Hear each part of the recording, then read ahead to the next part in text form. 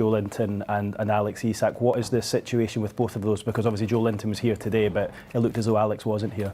Yeah, both players are fit, but we just felt they weren't ready to play. Everyone through pre-season goes through different challenges. Joe's coming back from a long injury, so we need to make sure when he's introduced he's ready. Alex has trained this week and is fine, but we didn't want to take the risk with him today. How difficult has it been these past, obviously it's the first time we've spoken to you since the end of the season, these past sort of 5 or 6 weeks, with everything you're having to do behind the scenes without a sporting director there?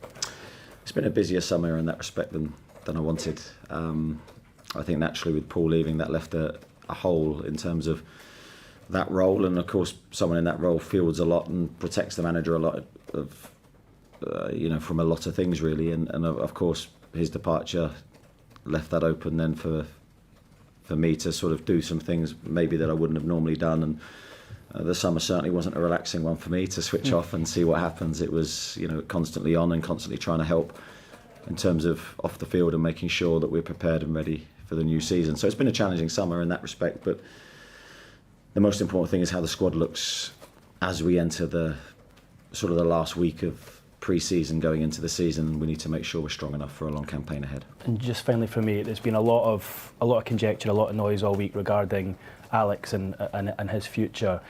Are you able to sort of give us any clarity as to where you stand with that at the moment? Because I think the fans are a little bit concerned that he might potentially leave. Yeah, I think it's difficult for me to give 100% clarity on any player.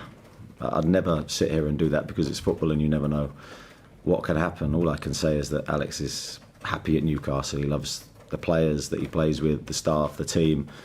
I've never had any issue with him other than really enjoying seeing his talent and see him express himself. And certainly, I'm confident that he's going to be here at the start of the season.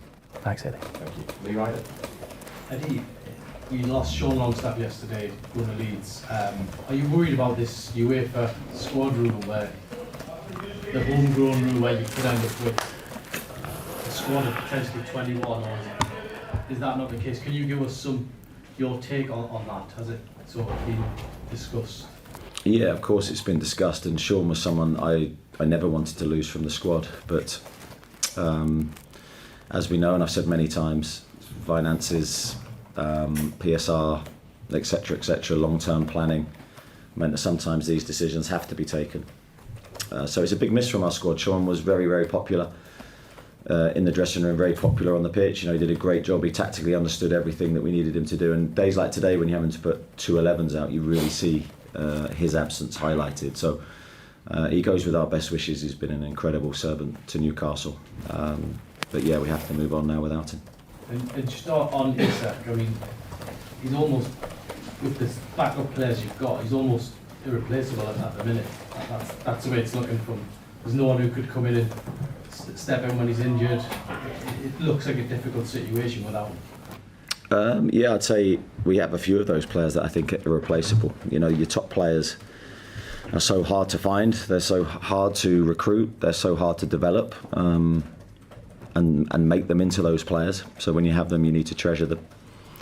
And we certainly, on the staff, recognise his talent and his ability. We're of course desperate to keep him part of our team.